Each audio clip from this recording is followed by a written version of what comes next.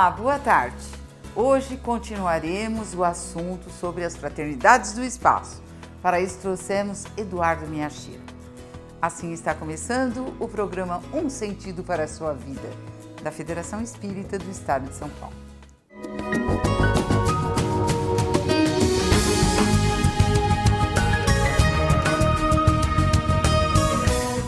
Estamos com Eduardo Miyashiro, diretor-geral da Aliança Espírita Evangélica, que hoje veio continuar aquele nosso bate-papo sobre as fraternidades que tanto vocês gostaram. Tudo bem, Miyashiro? Muito bom. Eu fico feliz que o assunto tenha sido bem ventilado e recebido pelos espectadores. Muito bem, muito bem. Os nossos alunos aqui do Aprendizes do Evangelho escreveram muito para o WhatsApp, nos nossos e-mails, né? E eles querem a complementação mesmo, né? Ainda bem que nós já tínhamos combinado, né? É verdade. Então, Miyashiro, hoje podemos falar sobre qual fraternidade que ficou faltando? Sobre a do Dr. Bezerra? Olha, eu creio que o importante você mesmo ressaltou que os alunos das escolas de aprendizes do Evangelho têm um interesse todo especial e com muita justificativa, né? Quando as primeiras turmas da Escola de Aprendizes do Evangelho aqui na Federação começaram a ter as aulas, os alunos começaram a se encontrar e perceberam que a escola não é uma escola de simples informação, mas é uma escola de iniciação. E percebeu-se que o ambiente espiritual tinha que ser todo especial. Era um ambiente onde a ligação com o alto é favorecida e onde os alunos se concentram de uma maneira a aprofundar as experiências de visão interior e a expectativa em relação ao que podem servir à humanidade. Então, por causa desse ambiente especial, logo se percebeu que as fraternidades do espaço comparecem às aulas, a todas as aulas de todas as turmas. Então, há representantes de diversas fraternidades. E Dr. Bezerra de Menezes, ele colaborou não apenas com o desenvolvimento da assistência espiritual, mas ele deu um apoio fortíssimo ao desenvolvimento das escolas. Então, ele estava presente nas primeiras turmas e enviava seus representantes, que eram os membros daquela fraternidade dos irmãos humildes, que se desdobravam para estar presentes em todas as aulas no mundo espiritual, certo, para ajudar no estabelecimento desse clima espiritual. Quer dizer que além dessa função de pessoas, espíritos dedicados à questão da assistência espiritual, da cura, da saúde, do equilíbrio, eles passaram a se dedicar também ao aproveitamento dos aprendizes do Evangelho, tá? Para que houvesse condições, houvesse clima para que em cada aula das escolas de aprendizes os alunos pudessem estar no melhor do seu nível de percepção espiritual, para que o encontro da escola não fosse simplesmente um encontro passatempo, mas que fosse aproveitado para a transformação do homem. Certo. Realmente existe todo um trabalho de reformulação interior com os alunos, né? Conhece-te a ti mesmo, para que a pessoa possa se conhecer e atuar em cima dos seus defeitos, transformá-los em virtudes. É muito bonito, né? O programa do Aprendizes do Evangelho. Exatamente, né? Você vê que todos os relatos do trabalho de Dr. Bezerra no mundo espiritual, eles não se limitaram à questão da saúde. Ele tendo sido médico na última encarnação, quando ele passa ao mundo espiritual, ele passa a se dedicar à questão da divulgação do bem na Terra. E tanto é que há aquele episódio que quando decorrem 50 anos do seu desencarne, ou seja, em 1950, que é exatamente o mesmo ano em que as escolas de aprendizes iniciaram, né? A primeira turma teve a primeira aula. Naquele mesmo ano, Dr. Bezerra foi, segundo os relatos espirituais, recebido para uma cerimônia em sua homenagem, mas que, pela sua modéstia, ele nem sabia que seria homenageado, né? E a aproximação das pessoas numa assembleia grandiosa, né? Na espiritualidade que busca ressaltar 50 anos a serviço da divulgação do bem.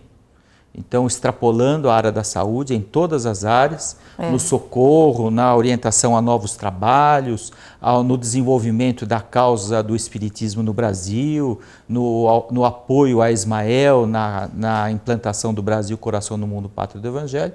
Sucedem-se muitos oradores nessa festa espiritual e o relato é que dos planos superiores vem uma permissão de Maria de Nazaré para que ele passe a estagiar em outros planetas de nível superior. Isso é uma oportunidade que raras almas atingiram. Né? E um espírito realmente já bem evoluído. Evoluído, né? Porém, é mais ainda abnegado, porque ele recusa, né? E pede a Celina, que é a mensageira desta autorização de Maria de Nazaré, para que ela volte a conversar com Maria, pedindo que, se ele tivesse a oportunidade de ter a sua vontade atendida, que ele pudesse ficar na Terra e que pudesse ficar no Brasil, porque para ele ele se sentiria mais em conformidade com os seus ideais, se ele pudesse trabalhar pela minoração do sofrimento e pela expansão do Evangelho. Então, no final dessa assembleia, vem uma projeção luminosa da vontade de Maria, dizendo que, assim, uma frase de resposta, né, imediata: ser-te-á concedido por amor ao teu próprio amor. Ai, que e lindo. É por isso que ele permanece conosco até hoje. Nosso mentor aqui da Fiesp. Mesmo tendo tido aí há 60 e tantos alegria, anos, né? a possibilidade de ter ido para outro planeta. Né? Puxa vida, e ficou aqui entre nós e sempre nos ajuda mesmo, viu? Isso a gente sabe que... Você veja que a atuação de Bezerra cada vez mais necessária no mundo de tantos transes e dores e sofrimentos. Né? Porque aqui mesmo, né, que ele é o mentor, a federação, ela cresce semanalmente, a gente vê a diferença nos trabalhos. Hoje nós temos 200 trabalhos espirituais para dar conta. Funciona de domingo a domingo. É impressionante, então, né? Tudo isso, se a gente não tivesse esse apoio espiritual, nós sozinhos não é possível explicar só com os recursos materiais. Não há possibilidade. Só mesmo com essa ajuda que as fraternidades nos dão, em especial o Dr. Bezerra, né, que é o mentor da casa, e todas as outras também que protegem, né? Nossa, essa história do Dr. Bezerra é linda, né? E ele, sobre as curas, porque fala assim, Dr. Bezerra de Menezes, imediatamente se associa Dr. Bezerra às curas, porque ele era médico, Sim. né? Inclusive ele não era médico homeopata, mas receitava homeopatia por inspiração, não é verdade? Então associa-se muito o nome dele às curas. O que você teria a dizer para os nossos amigos de casa? Olha, é por isso que Bezerra, e em associação com Louis Pasteur, que foi um cientista pesquisador muito dedicado, eles no mundo espiritual, eles passaram a organizar métodos de assistência. Então, a primeira coisa é que existe um potencial a ser descoberto pelo ser humano, que é o uso do seu fluido magnético, como era chamado desde o século XIX, a energia própria do espírito encarnado, que pode ser compartilhada para ajudar as pessoas que estão em desequilíbrio de saúde. Né? Então, esta energia, a gente fala energia, mas os físicos, os químicos, eles questionam, mas energia a gente só conhece estes tipos aqui. Então, ainda existe uma pauta muito grande de descobertas a ser feita pela ciência, mas que não pode esperar que a ciência chegue até lá, porque o sofrimento tem aumentado muito. Então, em nome da piedade, da compaixão pelas pessoas, estes médicos do espaço desenvolveram técnicas e transmitiram essas técnicas para nós encarnados, onde, através de recursos simples, a associação da prece, com a boa vontade, com uma determinada posição e movimentação do nosso corpo, dos nossos braços, das nossas mãos, né, que é o passe magnético, possibilita a melhoria de saúde e o equilíbrio do nosso perispírito. Então, a investigação que Dr. Bezerra e Louis Pasteur empreenderam foi principalmente no seguinte sentido: como é que pessoas que não têm formação em medicina, mas que são pessoas de boa vontade e que têm a vantagem de estar disponíveis para doar do seu tempo e da sua atenção, como é que isso pode ser utilizado para equilíbrio da saúde? Então, eles perceberam assim, um conjunto de observações simples, que o nosso organismo, para poder efetuar o equilíbrio entre o perispírito e o corpo físico, o essencial é atuar sobre o sistema nervoso, o central e o autônomo. Entender a ligação do sistema nervoso, do central e do autônomo com o corpo físico e com o perispírito, era entender como é que as energias circulam nessa ligação. E movimentar essas energias com o movimento das mãos era aprender que tipos diferentes de movimentos causam que tipos de consequências para as energias do homem encarnado. Certo. Então, basicamente, movimento, quando a gente pensa nos eixos do corpo, tem um eixo principal, o eixo longitudinal vertical, quando o homem está de pé. Cada membro, braços e pernas, tem os seus eixos longitudinais também. Então, eles classificaram os movimentos em movimentos que são ao longo dos eixos, movimentos que são perpendiculares aos eixos, e esses movimentos perpendiculares, quando eles atravessam o eixo e quando eles não atravessam o eixo. Isso para os passes? Para os passes. E os movimentos circulares. Então, eles perceberam que um movimento longitudinal, ele acalma, tranquiliza e faz a vibração entre o corpo físico e o corpo perispiritual entrar em fase. Então, são movimentos calmantes, são movimentos que também permitem uma circulação mais lenta, mas mais reequilibrante das energias. Certo. Os movimentos transversais são movimentos para, ao contrário, para agitar. Quando há uma debilidade, ou quando há um desânimo, ou quando há uma situação de baixa energia, eles permitem movimentar para trazer um nível de maior energia. Por outro lado, isso também não pode ser empregado se há uma agitação, uma ansiedade muito incontida. Entendi. Então, a associação destas várias coisas resultaram no movimento transversal simples, no movimento transversal cruzado, no movimento longitudinal e no movimento circular, que quando eles são combinados, eles permitiram chegar no passe magnético Pasteur. A linha Pasteur, que a gente até mencionou um pouquinho, né, no programa passado, mas que basicamente, permitiu o quê? Que com não mais do que 3 ou 4 tipos de movimento, combinados numa sequência de não mais de 2 ou 3 sequências, né? Que é uma coisa que a pessoa pode memorizar facilmente, que ela não precisa ter grandes conhecimentos de medicina, mas precisa ter uma ideia de como é que é a anatomia do corpo humano, ou seja, a coisa que a gente aprende na escola.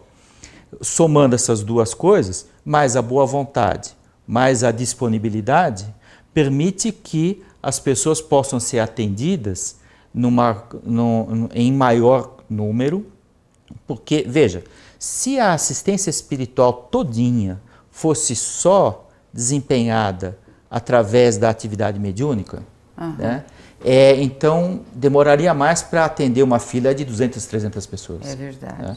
Enquanto que pessoas... Nós temos 9.000 pessoas. Veja só, 9.000... Daria uma fila, iria até o outro bairro, né? Então, se a gente... Eles já sabiam, né? Já sabiam a demanda. Teria que... Então, os médicos do espaço, em especial Bezerra e Louis Pasteur, perceberam que era possível que pessoas que, sem a incorporação mediúnica, mas usando conhecimentos de movimentos associados, pudessem ajudar no atendimento de um contingente razoável de pessoas. Nossa, que trabalhão, né? assim que eles tiveram para arrumar tudo isso, fazer a programação e passar para os médiuns, né? Porque existe essa escola que ensina os médiuns que já estudaram, no caso que já saíram da escola, a dar passe. Então tem cursos de passe. Na primeira metade do século XX não tinha uma ideia de como fazer isso de uma maneira metódica que pudesse atender um grande número de pessoas. Certo. Então era muito frequente o passe incorporado, né? Porque o espírito sabia o que estava fazendo. Mas era difícil de metodizar tanto o ensino como a multiplicação disso. E quando começou a aumentar a demanda, aí já era insuficiente. Nossa, foi realmente uma grande ajuda, não é verdade? Sem a colaboração deles não daria para atender tantas pessoas e as pessoas não teriam encontrado o caminho da descoberta do mundo espiritual. Né? Parece que o Dr. Bezerra de Menezes também está envolvido na questão da programação das vibrações da casa. Você podia nos dizer como aconteceu isso? Porque a gente ouve aqui, ouve ali, a gente gostaria de ouvir de você, que é o que conta a melhor história da Federação Espírita do Estado de São Paulo. É isso, né? Tem tantas pessoas que participaram dessa história, né? Mas eu mesmo ouvi os relatos, né? Porque os primeiros relatos são da época da Segunda Guerra Mundial. Então,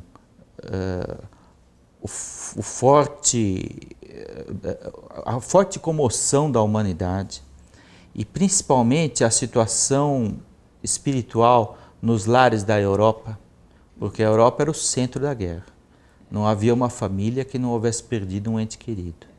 Então, não importava mais a religião, mas as pessoas estavam desesperadas e não sabiam mais confiar, não sabiam mais rezar. Achavam que Deus as havia esquecido, porque aquele ambiente da guerra, o importa é a sobrevivência, né? Então, uma coisa trágica. Aí o que acabou acontecendo foi que a espiritualidade pede socorro às nações que não chegaram nesse nível de desespero. E o Brasil, aqui no Brasil, o Dr. Bezerra de Menezes conta com a rede dos centros espíritas para lançar esse pedido de socorro. No caso da federação, como o Dr. Bezerra sempre esteve muito próximo da federação, o Armon, ele ouviu esse apelo de Bezerra e organizou a coisa de uma maneira bem metódica, como era o estilo do Armon. O estilo dele. Ele sabia que havia vários voluntários que trabalhavam aqui no centro da cidade. Então, nós precisamos fazer um trabalho sério, então seria bom um trabalho presencial, onde as pessoas pudessem fazer essas vibrações que o Dr. Bezerra está pedindo, mas sincronizadamente, no mesmo ambiente, na mesma hora, voltados às mesmas ideias. Então, o que aconteceu? Naquela época, em 1940 e pouco, né, aqui na Federação, o Salão Bezerra de Menezes, né, o salão maior, estava disponível às quintas-feiras. Então ele lançou um apelo para as pessoas que trabalhavam aqui no centro da cidade, principalmente, né, que antes de voltarem para os seus lares, passassem por aqui e das 19h30 às 20 horas, meia hora de vibrações pelo bem da humanidade, pelo bem universal. Então essas pessoas faziam isso, em geral alguém conduzia a preparação, a oração, o movimento das vibrações. Então progressivamente a pessoa responsável pelo trabalho vibrava pelo final da guerra, vibrava pelas pessoas que haviam desencarnado por violência, vibrava pelas pessoas que estavam em sofrimento por problemas de saúde, vibrava pelo próprio Brasil. Então, isso permitia que, como ao mesmo tempo a força mental ia sendo conduzida, a espiritualidade ia recolhendo vibrações próprias para cada situação. Então, as diversas fraternidades estavam presentes, em especial a Fraternidade dos Irmãos Humildes, e o relato é que essa coleta de energias, ela passa por uma espécie de tratamento ou de filtragem e classificação na espiritualidade. É nessa época que eles descobriram um instituto ou uma casa ou uma instituição no mundo espiritual responsável por esse tipo de trabalho, que passou a ser conhecida como a Casa de Bezerra no Espaço. Aqui em cima da festa. Exatamente. Porque os médiuns videntes percebiam que após as vibrações, toda a energia coletada era encaminhada para essa casa e ali ela passava por determinados tipos de avaliação.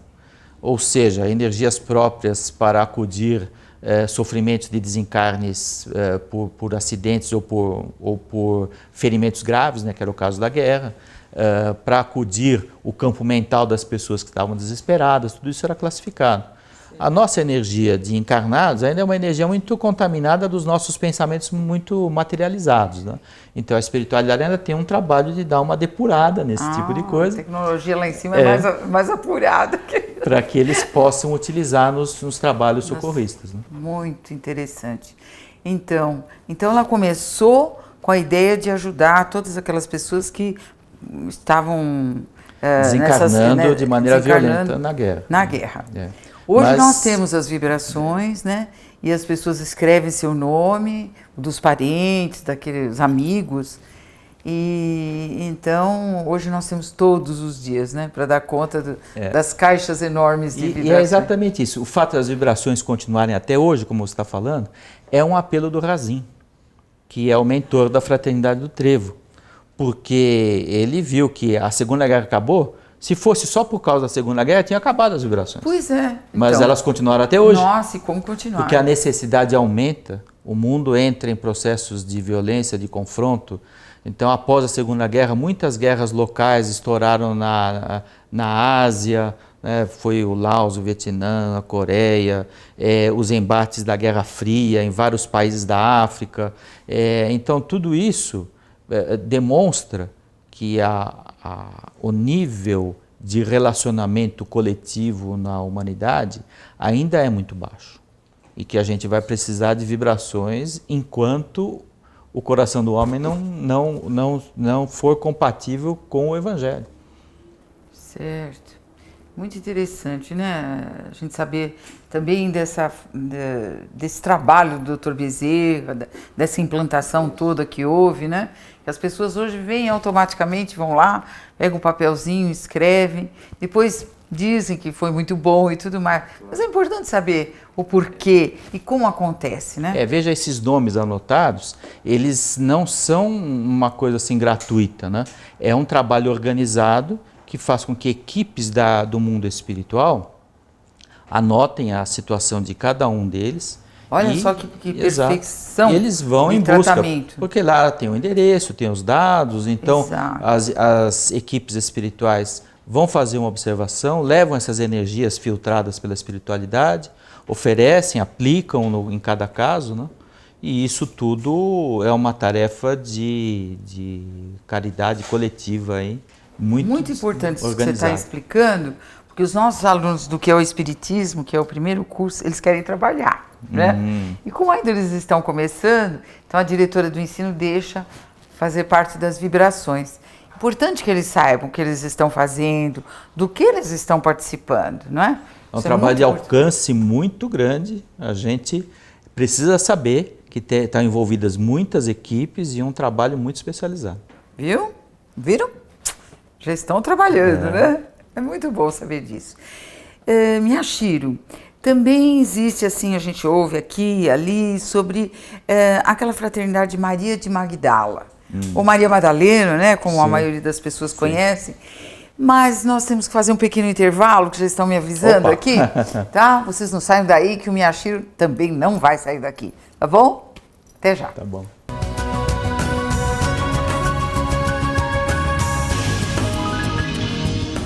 Acompanhe as obras das edições FESP. Se você ainda não possui essas obras em seu acervo, não perca tempo. Garanta já o seu livro na livraria da FESP, localizado na rua Maria Paula, 140, Bela Vista.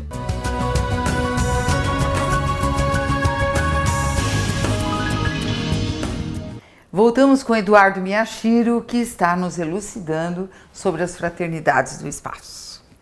Muito bem, nós paramos naquela fraternidade de Maria de Magdala, que foi Maria de Madalena, não é? Exato. Gostaria que você explicasse um pouquinho sobre essa fraternidade, qual a característica dela, qual é o trabalho, o objetivo dela. Muito bom. Olha, a fraternidade de Maria de Magdala também é conhecida como Fraternidade do Cálice. Do Cálice. O cálice é um símbolo da iniciação espiritual antiga no Oriente, da necessidade de enfrentar com serenidade a pauta de dor e sofrimento que nós precisamos em nossas vidas para nos desenvolvermos. E Madalena, ela é um exemplo nesse campo. O que aconteceu? Primeiro, ela mesma era vítima de um processo de perturbação espiritual muito intenso. Os evangelistas descreviam, né, das primeiras vezes que Jesus a encontrou, a Maria tomada por 7 demônios, né, era porque, de fato, ela tinha um grande coração, uma energia muito intensa, mas altos e baixos, porque acreditava e desacreditava. Ela havia tido muitas desilusões com pessoas em quem ela confiava, e isso lhe causou momentos de perturbação muito grave. E é isso que faz com que ela se aproxime de Jesus, que a orienta, a acolhe com carinho, e ela então supera essas dificuldades e passa a seguir o grupo de seguidores de Jesus. Uma coisa difícil, na época havia muito preconceito contra a mulher, preconceito contra uma pessoa que teve muitas aventuras amorosas devido a essas desilusões. Certo. E preconceito contra as pessoas que tinham perturbações espirituais graves. Tudo isso combinado, então, as pessoas não entendiam era mal vista. Como é que Jesus a recebia no mesmo grupo dos seus discípulos. É verdade. Mas ele que recebeu os publicanos, ele que acolheu as pessoas perturbadas, né, ele veio, como ele disse, para os doentes e não para os sãos. É verdade. Então, o que acontece? Depois da crucificação do Mestre, ela passa a ser um exemplo de dedicação à memória das lições e dos exemplos de Jesus. Depois de várias situações que ela viveu, ela não trabalha naquele trabalho que os discípulos homens trabalharam, que foi a expansão do cristianismo, junto depois com Paulo de Tarso, levar a imagem de Jesus, a mensagem de Jesus para as outras terras. Ela fica em Jerusalém.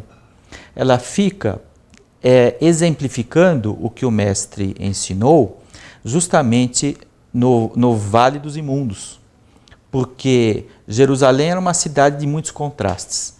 Então havia os bairros nobres, havia o bairro do templo, havia o bairro das pessoas humildes e havia o fundo do vale do rio Quedron, onde era a escória da sociedade. Então ali ela passou a servir as pessoas que eram abandonadas, as pessoas que eram perseguidas, havia pessoas que eram foragidas, estavam ali. E durante todo o tempo restante da sua encarnação, ela passou a ajudar essas pessoas.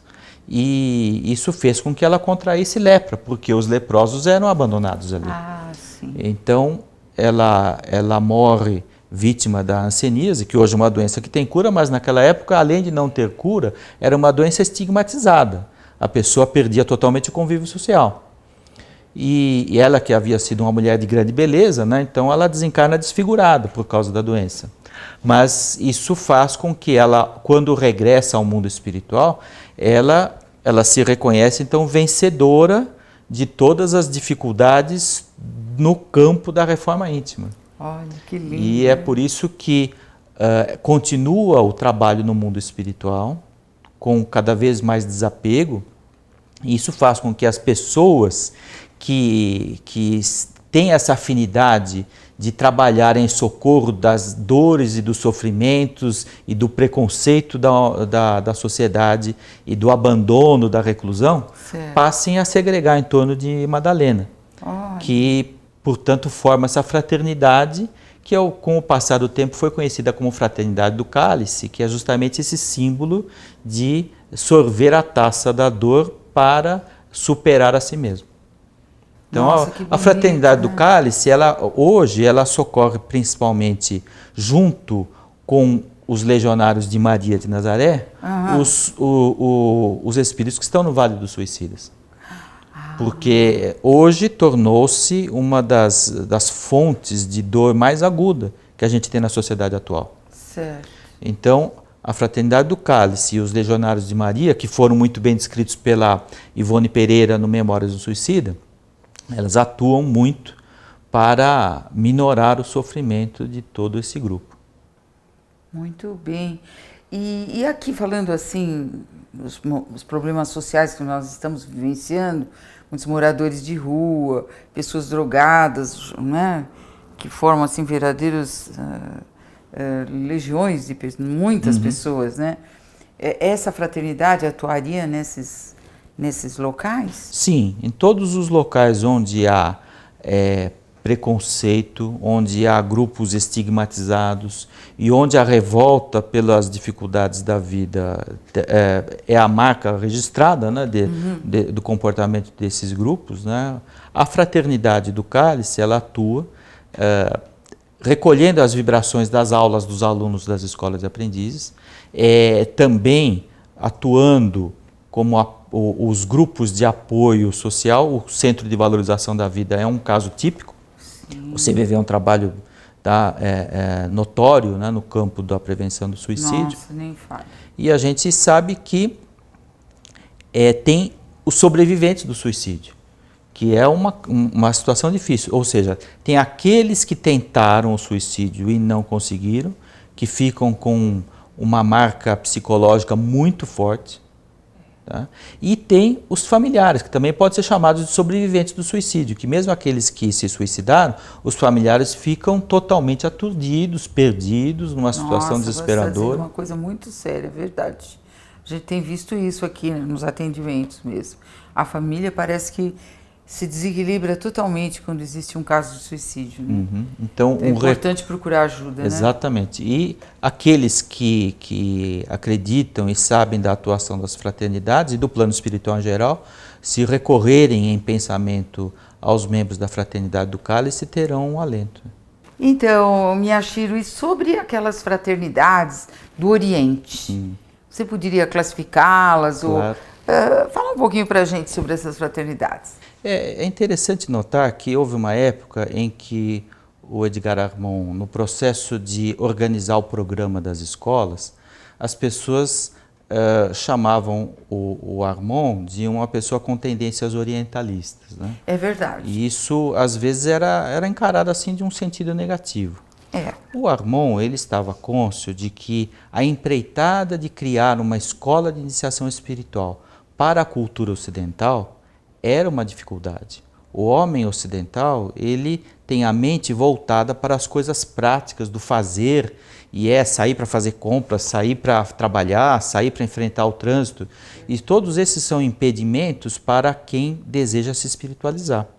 Mas a gente também, na cultura ocidental, não pode pegar e se trancar com um eremita numa gruta do deserto. É impossível isso. Claro. Né? Então, o que ele precisava era estudar paradigmas de espiritualização de uma cultura que tinha essa prática e adaptá-la para as pessoas que estavam mergulhadas nesse apelo à materialidade que é o corre-corre do mundo moderno.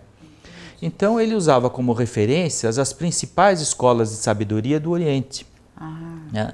E a gente percebia que a cada nova turma da escola de aprendizes, novos representantes dessas fraternidades apareciam para dar a sua ajuda na definição do programa da escola de aprendizes. Então, por exemplo, algumas aulas importantes na escola de aprendizes são sobre a primeira revelação, são sobre Moisés. Né? E Moisés, ele desenvolveu a sabedoria sobre a espiritualidade junto aos templos egípcios. É mesmo. E começam a aparecer alguns egípcios presentes às aulas das escolas e nos intercâmbios dos grupos mediúnicos transmitiam algumas ideias que eram úteis para a formação do programa da escola. Então, por exemplo, na época em que Moisés estava estudando lá nos templos egípcios, que ainda não tinha voltado ao convívio com os hebreus, ele tinha um colega, digamos assim, de estudos, né, que se tornou sacerdote de Amon-Ra, chamado Sêmulo. E este Sêmulo, então, ele sempre apoiou espiritualmente o Moisés, devido à sua afinidade com o Moisés, mesmo quando Moisés teve que fugir, perseguido pelos egípcios, e passou muitos anos no deserto, depois ele volta para libertar o povo, tem o confronto com o faraó, né? E isso tudo é ensinado nas aulas da escola.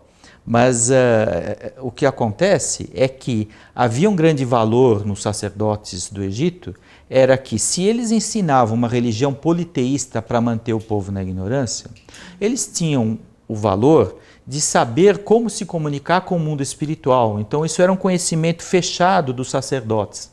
Tá? E este Sêmulo sabia que o Moisés, ele tendo sido educado nisso, e ele tendo a missão, que a espiritualidade sabia que ali estava encarnado um espírito missionário, de desenvolver numa nova terra, um novo povo, com uma cultura para preparar séculos mais tarde a vinda do Cristo. Certo. Deveria ser uma cultura que já nascesse monoteísta. Então o Sêmulo sabia que o Moisés tinha a missão de levar aquele conhecimento que era fechado dos templos, que eles sabiam que Deus era Deus, mas não podiam divulgar isso de maneira coletiva. E o Sêmulo, ele espiritualmente apoiava isso. Tá? E todos eles desencarnam, vão ao mundo espiritual, e os egípcios que tinham essa afinidade de apoiar as ideias para o futuro da espiritualidade da humanidade, passaram a constituir a fraternidade dos irmãos do Egito. E essa fraternidade dos irmãos do Egito é que começa a aparecer nas primeiras aulas da escola, para ajudar, para fazer as pessoas valorizarem que aquele ambiente espiritual tão elevado que surge quando os alunos fazem a prece juntos, aquilo é uma coisa assim tão elevada, né?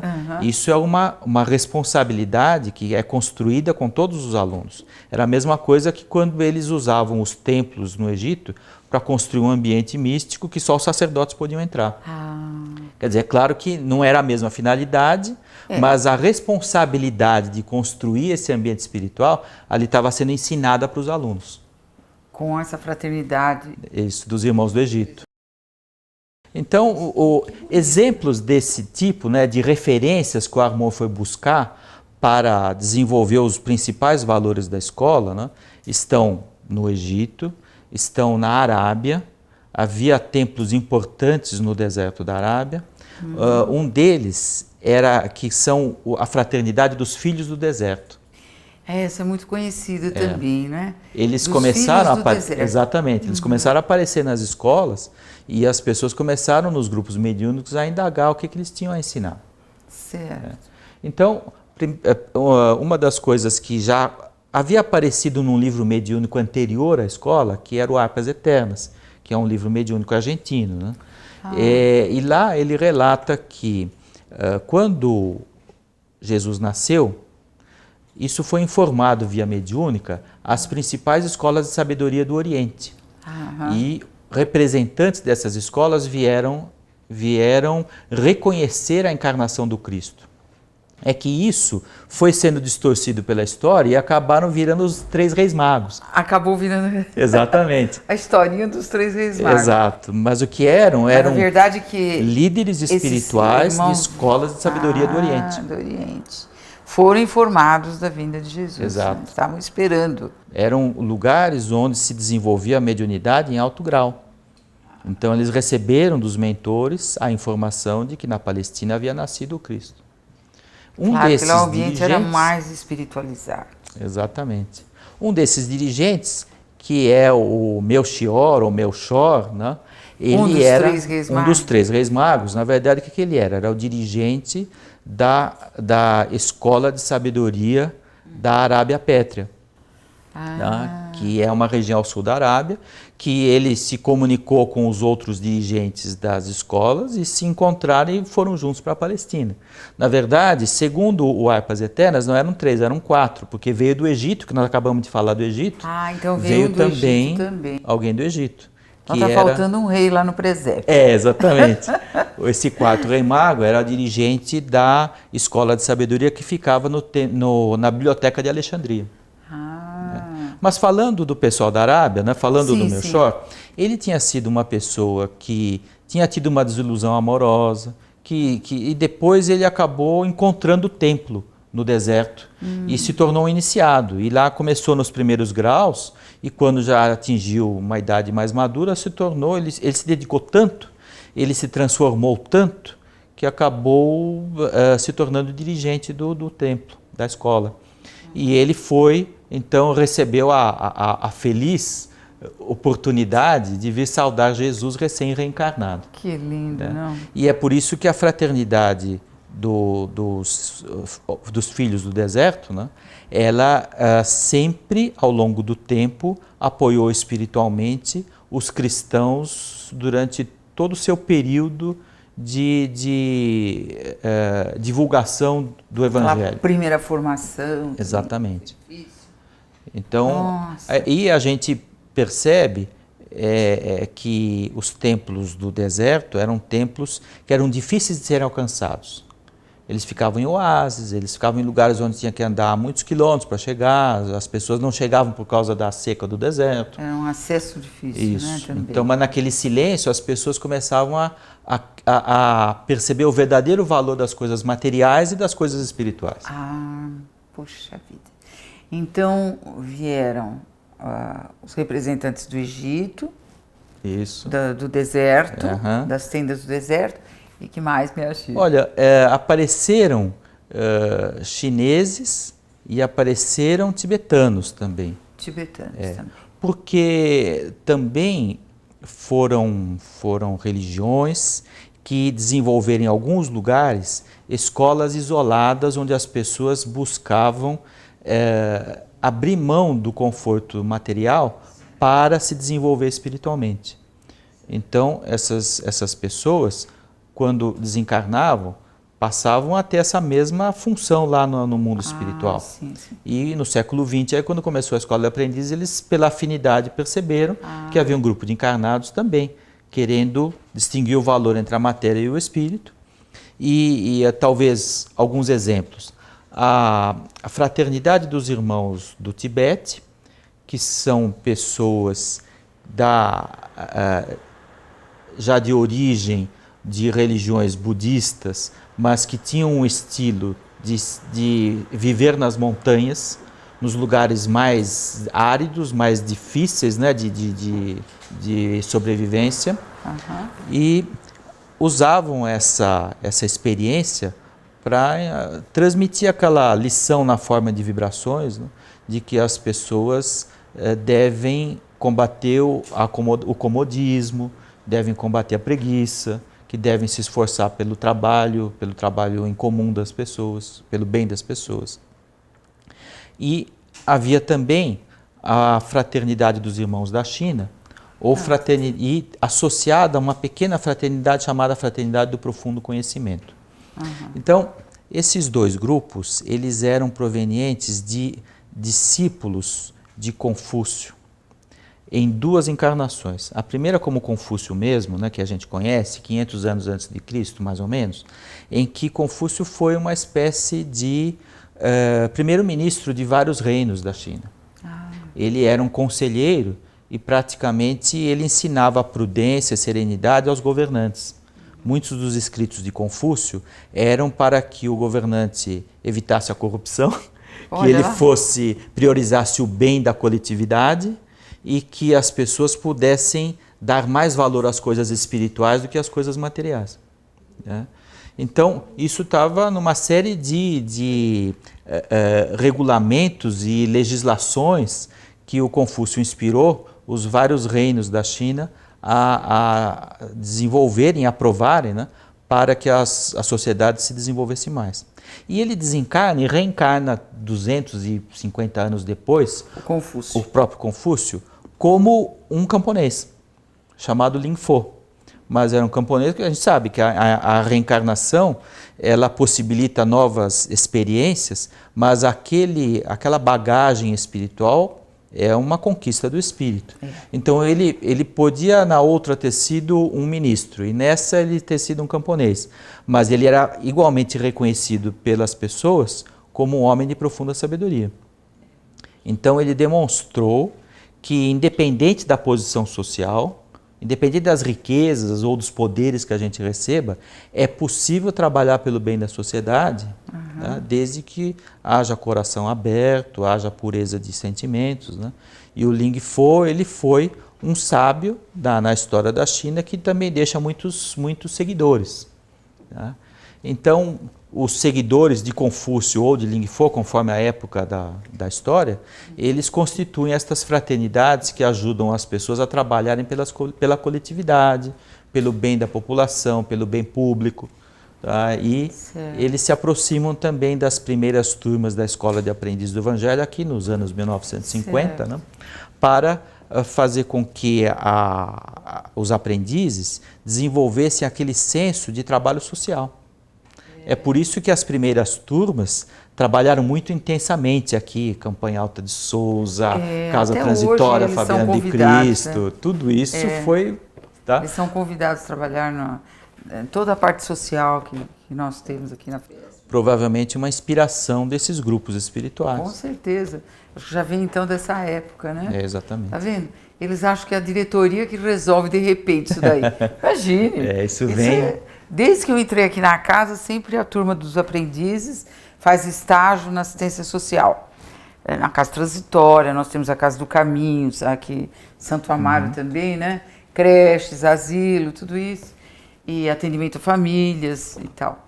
E às vezes eles acham que a gente que resolveu, mas isso daí já está determinado pela espiritualidade, não é? Mas é muito bom, realmente. Nessa época do Armon, apareciam também muitos hindus. Sabe? É verdade. E alguns essênios que já eram ligados à Palestina. Então a fraternidade hindu e a fraternidade essênia mandava também os seus representantes, né? Os hindus, eles ajudavam a conhecer as energias das pessoas encarnadas e eles colaboraram muito com o Dr. Bezerra no desenvolvimento das técnicas de assistência espiritual.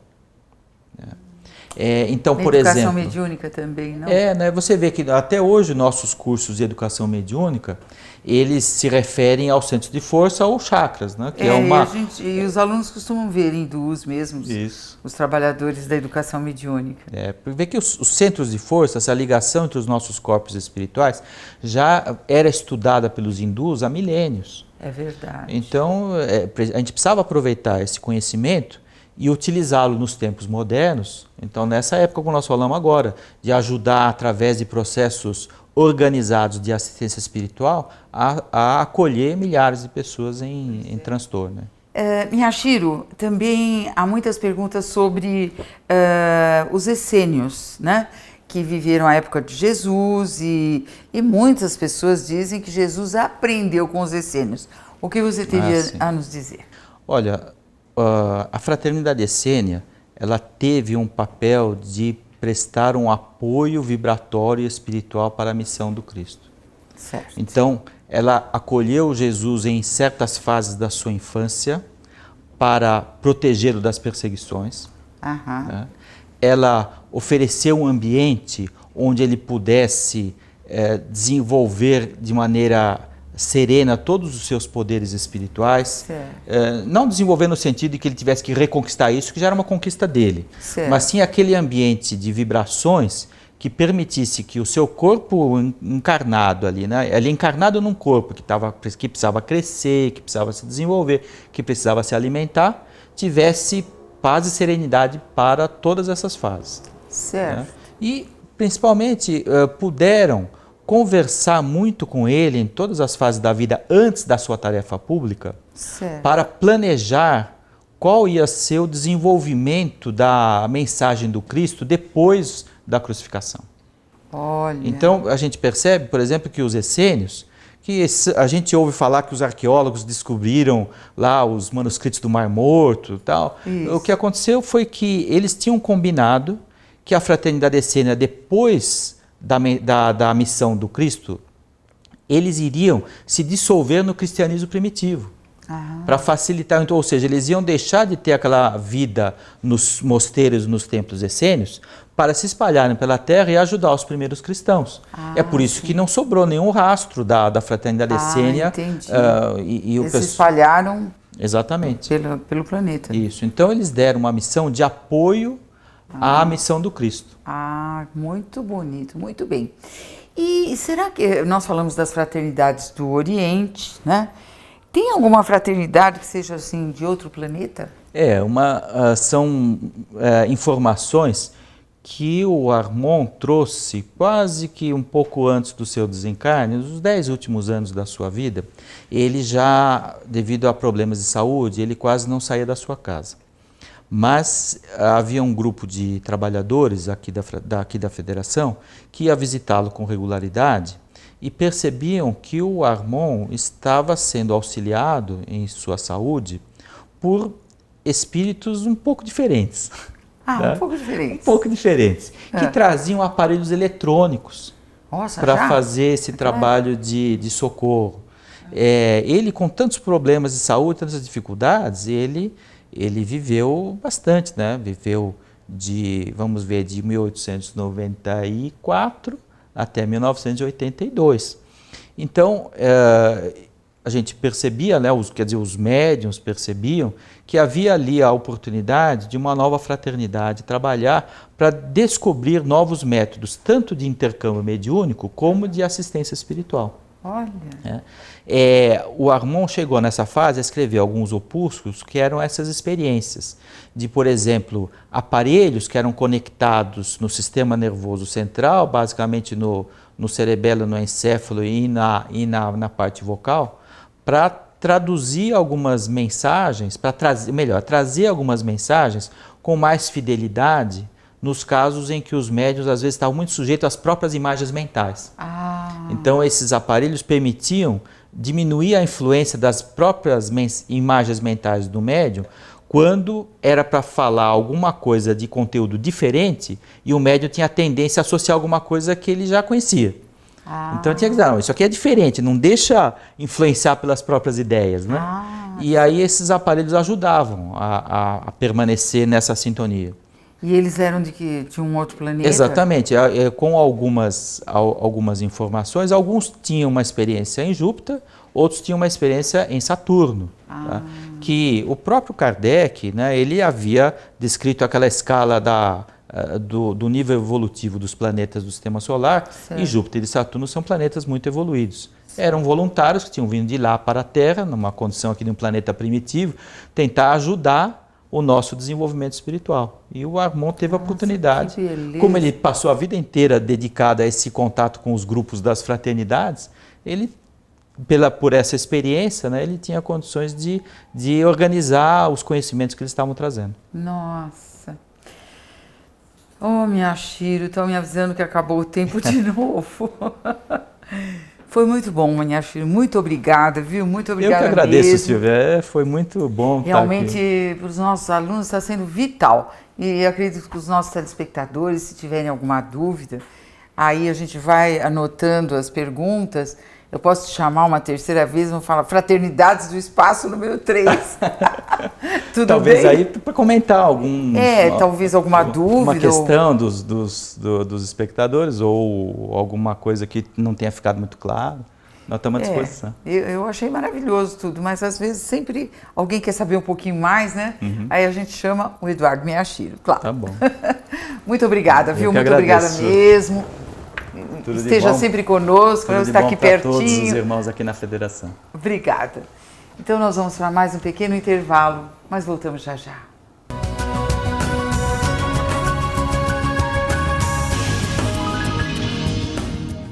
O programa de TV da FESP Um Sentido para a Sua Vida agora tem o WhatsApp.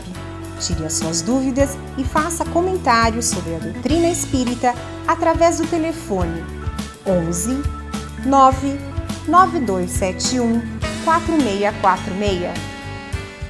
O Livro dos Espíritos foi o primeiro livro codificado por Allan Kardec. Contém toda a doutrina espírita e, de forma clara, explica a origem do sofrimento, desvenda o mistério da vida e da desencarnação, assegura o progresso de todos os espíritos dentro do tempo e do espaço, sob a égide das leis divinas. Esses ensinamentos te ajudarão a encontrar o caminho do verdadeiro entendimento da vida. É um livro que muito acrescentará aos seus conhecimentos sobre o Espiritismo. À venda na livraria da Sede Central, Rua Maria Paula, 140, ou pelo telefone 3115-5544, ramal 204.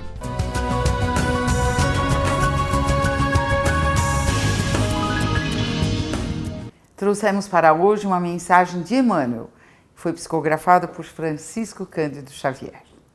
Mãos à obra. A igreja de Corinto lutava com certas dificuldades mais fortes quando Paulo lhe escreveu a observação aqui transcrita.